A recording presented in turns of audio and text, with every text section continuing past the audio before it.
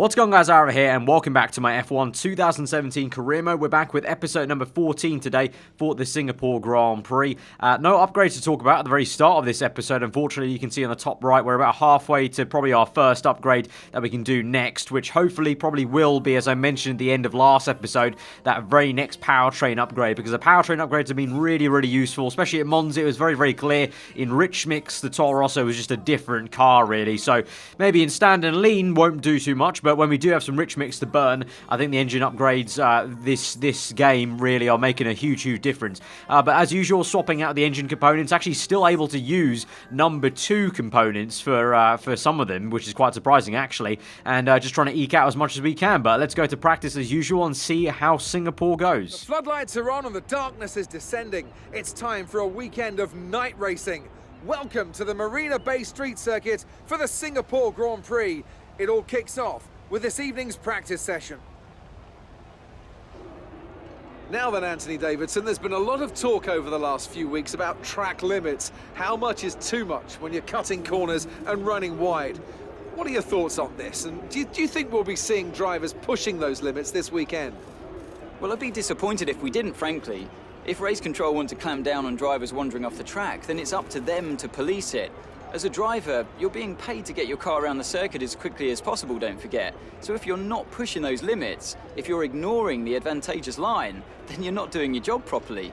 Now, I agree that, we have these white lines there for a reason, and we do want to see those limits enforced, but for me, it's not a driver's responsibility to do that. So kicking things off with Singapore in the, well, I would say daytime, but somewhat daytime. Quite overcast, actually, but the sun's probably going down just now on FP1. Crossing the line for the track timeization. That's all fine. Toro Rosso car feeling pretty good around Singapore. Obviously, we've got the 4th best chassis in the performance chart, so you would expect maybe the Toro Rosso to perform pretty damn well. As we move through to FP2, with the tyre wear test was fine. Fuel saving actually, unfortunately, only managed to get the good and not the optimal purple target. And you saw there a few spits of rain actually. It started to rain right at the end of FP2, which is a little bit surprising, and so we had to wait till FP3 then to do the race strategy program and then the qualifying target, both of which thankfully we can't kind of pass with flying colours to get the 50 out of 50 points for those, so that's all good. And then hey, looks like you've got a bit of rivalry going on out there. This is good. Gets people talking about you. Just make sure you outperform them, okay? we got assigned our brand new rival, which is actually going to be Sergio Perez. So finally, after all the on-track battles, and all you guys have said in the comments below with our battle with Sergio Perez on track in previous races, the game is finally given him as our main rival. Obviously, we fought his teammate just before, Esteban Ocon, as our second rival, or technically our first rival that wasn't our teammate. And so now we've got the other Force India cars. So pretty much as expected, as I'm right in the middle of the 2 Force Indias, basically around there, just behind Max Verstappen in the standing. So you would imagine that's why I've been given Perez. But that's all fine. Looking good for qualifying, so let's get into it. The sky is dark and the lights are on. Welcome to qualifying here at the Marina Bay Street Circuit in Singapore. So, could be a tasty one today then, Ants. We've got all the ingredients, that's for sure. Treacherous conditions, an ever-changing racetrack, and 1 or 2 cars just behind the pace setters who maybe, just maybe, fancy a bit of an upset after a good performance from them in free practice. And the question has to be, of course, what is that circuit going to look like in 10 to 15 minutes from now? If you think the rain's going to get worse, then you have to be straight out when the lights go green to find whatever grip you can. But if it eases off, then you're better off waiting, saving the tyres, and going out at the perfect moment. The other thing that comes with these conditions? Traffic, and the lack of visibility that comes from sitting in the spray. It's going to be a constant problem, and I expect to see a lot of frustrated drivers with ruined laps out there today. So I said I thought we were looking good for qualifying, but now with the rain, as you can clearly see on the intermediate tyres in quali, we are going to have to add an asterisk to that, because you just never know with these conditions. You can see already going a little bit wide into turn 2 there. Generally, although after that little mistake, the lap was generally okay, I felt. We were on a bit higher fuel, so I think we had enough to go for another round, basically. So we had enough to just go twice around. The intermediates obviously don't wear out too much, and we've seen before from China, episode 2 it was of this season, we did 3 laps then that qualifying session and just got faster and faster. So pretty much that was my thinking here. We left it a little bit later in this session because I wanted to basically cross the line pretty late on in the session. Hopefully then the track's kind of just, that's the kind of peak of the track. Hopefully maybe it gets a little bit drier, maybe the track's a little bit faster. You can see as we go across the line though, having a bit of a sideways moment, so that wasn't the best way to end off off that lap, and actually you can see on the delta time, only now into sector 3 on this second flying lap do we actually go into the green. For the entire first 2 sectors, I was actually down on my first lap, so only now we're getting some time in sector 3. Obviously, probably lost some time into the final corner, losing some more time in the final corner, and we skate across the line there, literally still on the animation there on the third-person camera, skating across, and it looks like we finished up in P10, which is pretty damn decent. But then you look at where my teammate is, bloody Carlos Sainz in P7, so showing the Toro Rosso car working very, very well indeed. Once again, Romain Grosjean impressing in the Haas in 6th place there, and as usual, the Williams car of, well, at least one Williams car of Lance Stroll right up there as well, outperforming the Williams there in 5th place. But Raikkonen and Vettel 1-2 for Ferrari, so they're looking strong, and Valtteri Bottas way down the order, I think, and I also believe he may have a penalty, as well as Max Verstappen as well, so it's going to be very interesting to see how those two come through. But yeah, Carlos Sainz does great in P7 and kind of shows that the Toro Rosso definitely does have the good chassis around here, and obviously that would be made stronger in the wet in qualifying, so we should have a pretty interesting race ahead of us. Let's go. The heat is unbearable. The race should be incredible. Anthony Davidson is alongside me in the commentary box this evening, and big race this one, a real test of endurance. Sounds right up your alley. Wouldn't you just love to be down there on the grid right now? You know what, Crofty? I'm pretty happy to be up here in my air conditioning, thank you, right now. I can't stress just how difficult these conditions can be, especially when you consider it's the longest race on the calendar in terms of time. It's also one of those races where you have to remember to keep drinking, or there's a real risk of dehydration. Just like we saw with young Kevin Magnussen a couple of years ago, don't forget. We mentioned the bumps as well. Take a look at the onboards if you get a chance during this race. The movement in the suspension and the chassis is just incredible, and it's lots of hard work to wrestle the car around a lap here. Well then, after an exciting qualifying session yesterday, let's take a look at how the cars line up. Kimi Raikkonen's perfect lap yesterday sees him start from pole position, and starting alongside in P2 is Sebastian Vettel. Looking down the rest of the grid, we have Hamilton, Ricciardo, Romain Grosjean and Perez, a Toro Rosso, Palmer, Ocon and Nico Hülkenberg, Sainz, Magnussen, Marcus Ericsson and Van Dorn, Stroll, Wehrlein, Max Verstappen and Fernando Alonso. Massa and Valtteri Bottas starts from the back of the grid. Now it's almost time to lights out, so let's go down to the track.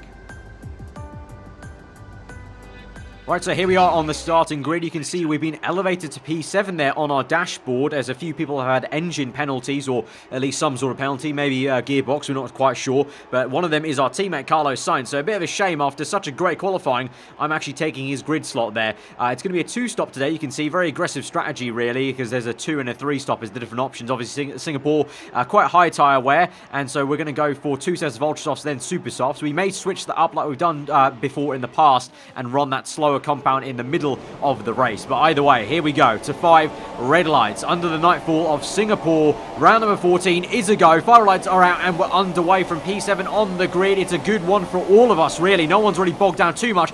We go into turn 1, try and maybe pick off Sergio Perez if we can, as we got Romain Grosjean having a look at Daniel Ricciardo. Meanwhile, out in front, looks like one of the Ferrari cars having an issue trying to be picked off by Lewis Hamilton. As we go side by side now with Checo, our rival right now. So straight away, first race in, we've been given this rivalry and we're getting nose deep into it with Perez now. We're right up his gearbox. We tried to make it around the outside. He had the better line, obviously. That's a natural racing line and defending to the inside. But now can we try and get it to the inside of the end of sector 1? It's going to be very, very tight. Obviously a very, very close corner where there's been a lot of contact in the past between drivers. I'm thinking back to Lewis Hamilton and Felipe Massa in 2011. But we just about make it side by side still. And Perez now has basically done a bit of a switchback move to me, because he was on the outside, then made it to the inside for this next part of the corner and does successfully re-overtake me. So Perez really putting up a good fight there, and once more really getting stuck in with the Mexican. So now we move on to the middle part of lap 2, still chasing down Perez, you can see, nose to tail, but both of us,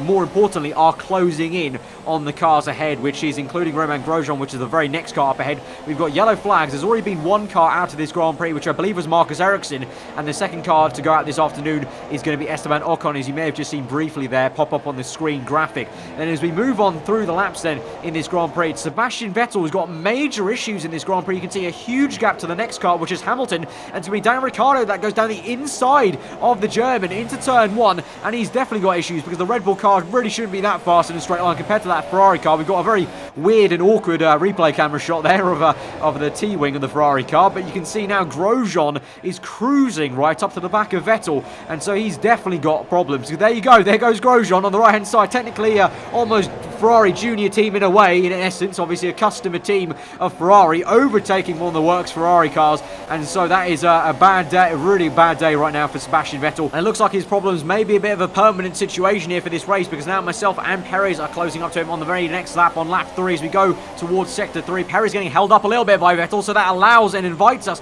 to go down the inside. We'll try and go around the outside. This can be very, very tight. It's Perez squeezes us into the wall. There's a bit of sparking as we tap tyres there on the left-hand side, and he narrowly just gives us enough room on the right-hand side there. Literally a pixel, I think, that was separating my right front tyre to that wall on the right-hand side, which many people have also crashed into on previous Grand Prix gone by in real life, as we swing through now the final corner. A little bit of a shimmy on the exit, and we've overtaken Perez, thankfully, and now we can get straight onto the back of Vettel, and I'm hoping that I can overtake Vettel pretty damn fast and not get stuck behind him just like Perez did, because obviously that just invited us to make that move. So I'm pretty sure Perez, with some good straight line speed with the Mercedes engine in the back of that Force India, will have no qualms doing the exact same thing to me if I get held up here by Vettel. So we do have DRS on Sebastian, so we are going to close up pretty damn rapidly, so I'm pretty sure this must be an engine problem with Vettel. He's really low to the ground there, sparking away into the end of sector 1. We tap tyres a little bit, but we've gone down his inside.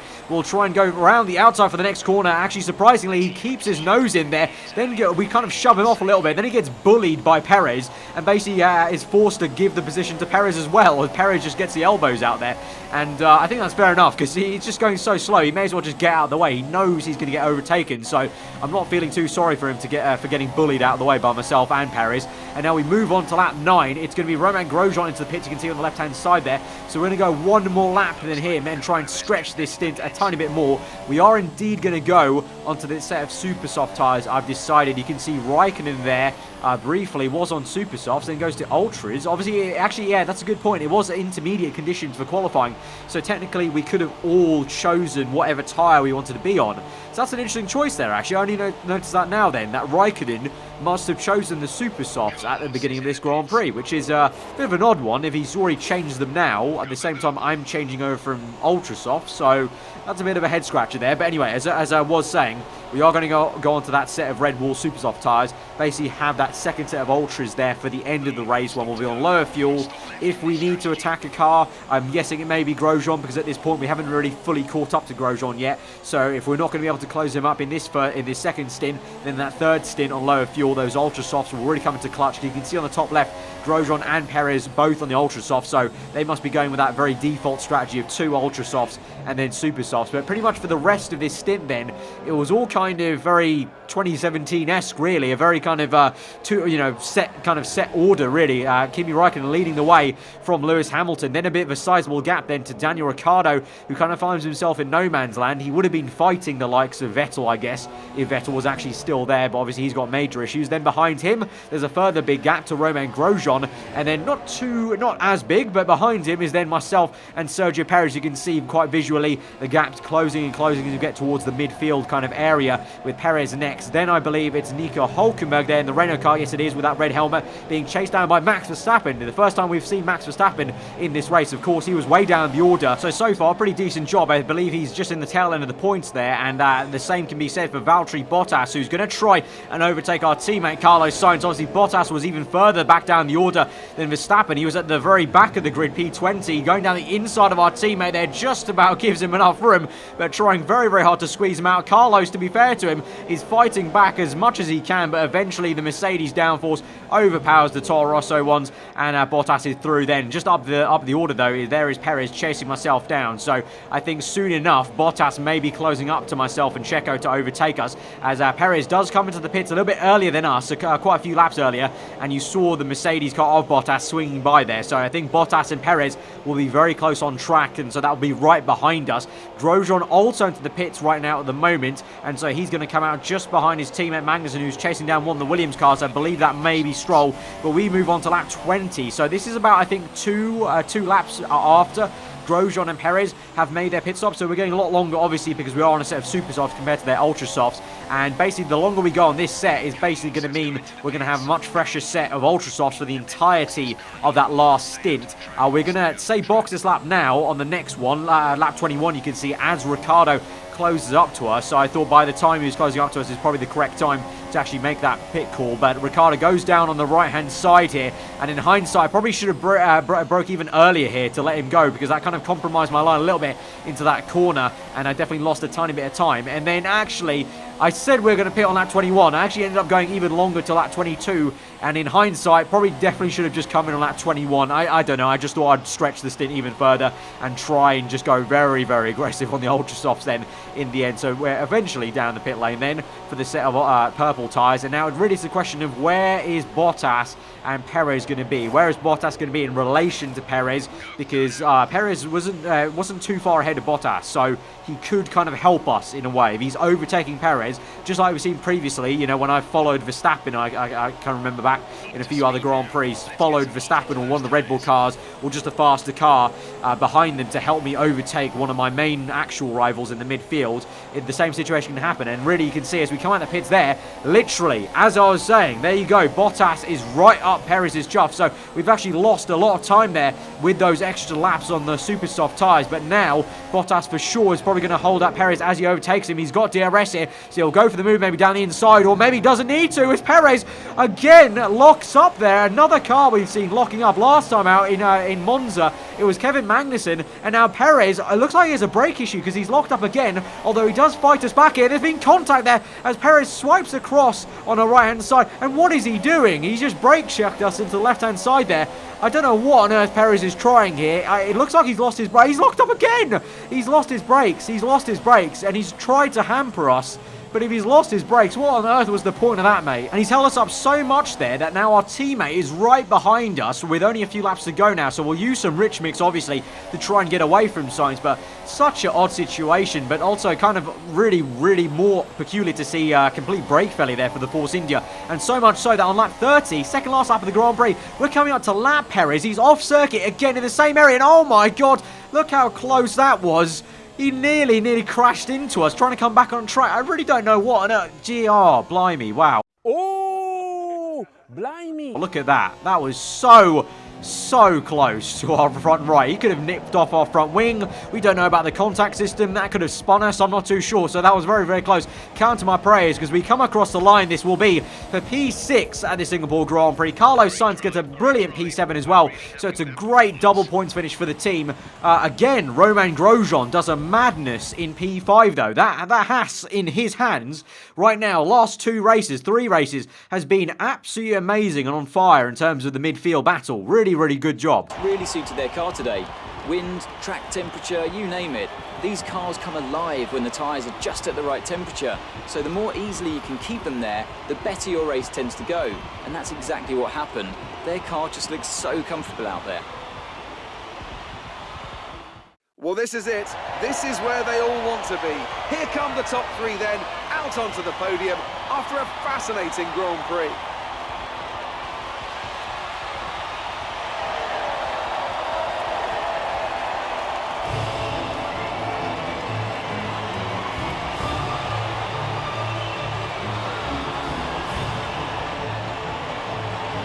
So a bit more of a calmer Grand Prix than last time out at the Italian one at Monza, but equally a very important one for us as a team. There's Toro Rosso. Once again, as I said, really strong finish there. And Grosjean, he didn't even finish in P5, sorry, it was P4, my bad. He did even better than I thought. Grosjean got P4 in a Haas, which is technically, according to the performance chart, the third worst team in this season, which is why I've been saying all along this season, guys, I wouldn't put too much into that chart, that overall chart update, because I don't think it's as accurate as you guys think it is. I think we as a team, Toro Rosso, our car is a lot faster than it says on the chart, and it looks like Haas is as well now, at least in the hands of Grosjean, because look at that, Haas have now overtaken Force India. So Force India just going down and down. They went from P4 to P5 when we overtook them. Now Haas have overtaken them. And now they're on the threat from Williams. Only a couple of points in between there. Now it looks like Haas are the ones that are closest to maybe chasing us down. So this is really, really getting very, very exciting in the midfield championship. You know, in the top two, it looks like Mercedes pretty much have Ferrari under control pretty much. I mean, yes, Ferrari have just won a race and they are consistently winning races here and there, but Mercedes have been very, very consistent. But in the midfield, I really can't call this. This is still very, very topsy-turvy for where Haas, Force India, Williams, and ourselves are going to fit into this. But anyway, after the Singapore Grand Prix, we eventually do have enough resource points to finally buy this fourth engine upgrade, the powertrain upgrade. So now we're only one off that major one, which will cost 1,500. And then I'm curious to see how that's going to work out with the shortcut. But that's going to be another big booster and should see us comfortably now overtake Red Bull in power terms on the engine power, and pretty much nearly match Haas for engine power once that upgrade comes through. So very much looking forward to that one, and we'll see how it goes in the next episode, guys. So if you have enjoyed this one though, smash the like button. Let me know what you thought as always in the comments below. If you're new around here, then do get subscribed for weekly Formula 1 content. I've been aarava. Hope you guys enjoy the rest of your days, and I'll see you guys next time. Goodbye.